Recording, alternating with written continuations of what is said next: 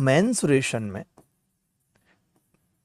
दो चीजें हैं, क्या क्या, कि जो सरफेस एरिया है एक तो वो आर स्क्वायर के प्रोपोर्शनल होता है, और अगर वॉल्यूम है तो वो आर की क्यूब के प्रोपोर्शनल होता है। पाई इसमें भी आता है, पाई इसमें भी आता है।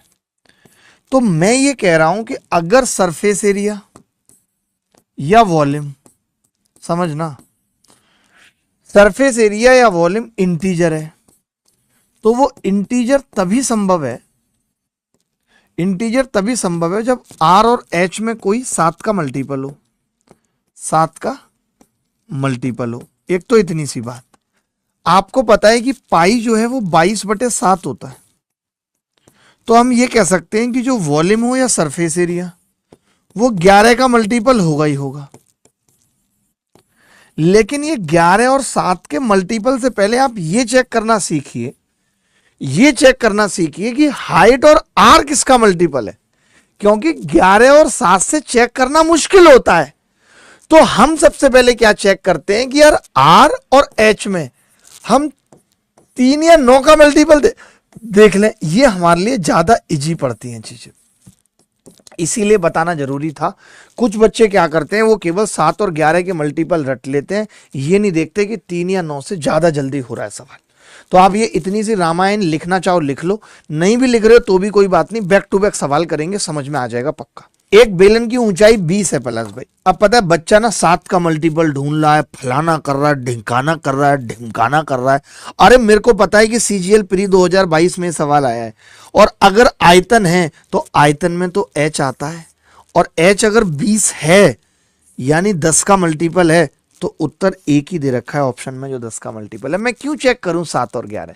7 और 11 में तो वक्त लगेगा ना, और वक्त पेपर के अंदर मेरे पास है नहीं। मैंने 20 का मल्टीपल देख लिया, 20 का मल्टीपल एक ही था सवाल में, क्योंकि जो वॉल्यूम है, वॉल्यूम जो है वो आर स्क्वायर के भी प्रोपोर्शनल है और एच के भी प्रोपोर्शनल है।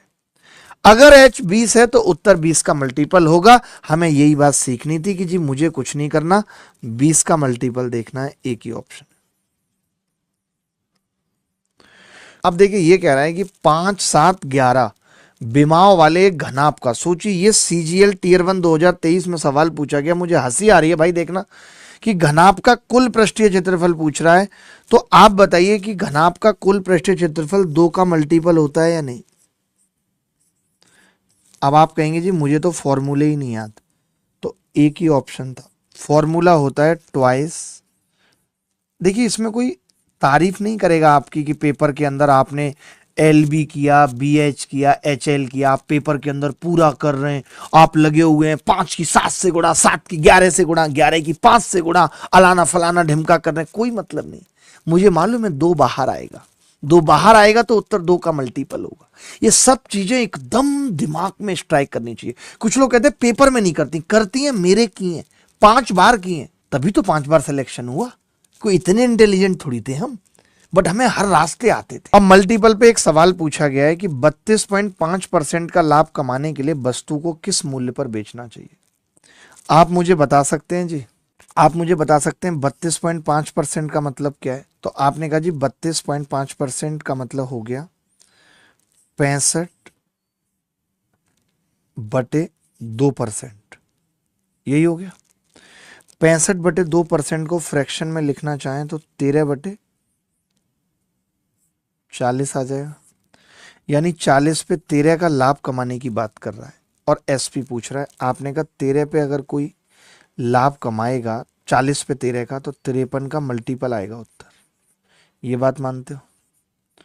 उत्तर 53 का मल्टीपल आएगा, और एक ही ऑप्शन था। सीपीओ 2024 में आया इसी साल, इसी साल सीपीओ 2024 में आया। बेलन का वक्र पृष्ठीय क्षेत्रफल पूछ रहा है, वक्र पृष्ठीय पूछे या टोटल पूछे, पाई आएगा तो 11 का मल्टीपल होगा ही होगा, पाई आएगा तो 11 का मल्टीपल होगा ही होगा। एक ऑप्शन सिर्फ 11 का मल्टीपल है। क्या बताऊं मैं, बताओ आप, एक सवाल आया हो तो बताओ। MTS 2024, सीपीओ 2024, CGL 2024, CHSL 2024, सब कुछ है। ये सीजीएल प्री 2024 में आया है। मैं कैसे आपका कॉन्फिडेंस बढ़ाऊं कि हर एग्जाम में ऐसे सवाल आते हैं। वक्र पृष्ठीय क्षेत्रफल पूछ रहा है, मैं कह सकता हूं 11 का। अब जैसे त्रिज्या है, इसमें त्रिज्या 9 है, इसमें क्या है, त्रिज्या 9 है और वक्र पृष्ठीय क्षेत्रफल पाई आर एल होता है।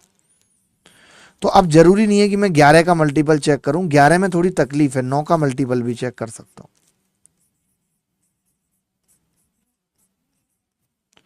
9 का मल्टीपल भी चेक कर सकता हूं। आपने कहा 8 और 1 9, पहला वाला उत्तर हो सकता है, दूसरे वाला उत्तर नहीं होगा, तीसरे वाला उत्तर नहीं होगा, चौथे वाला भी नहीं होगा।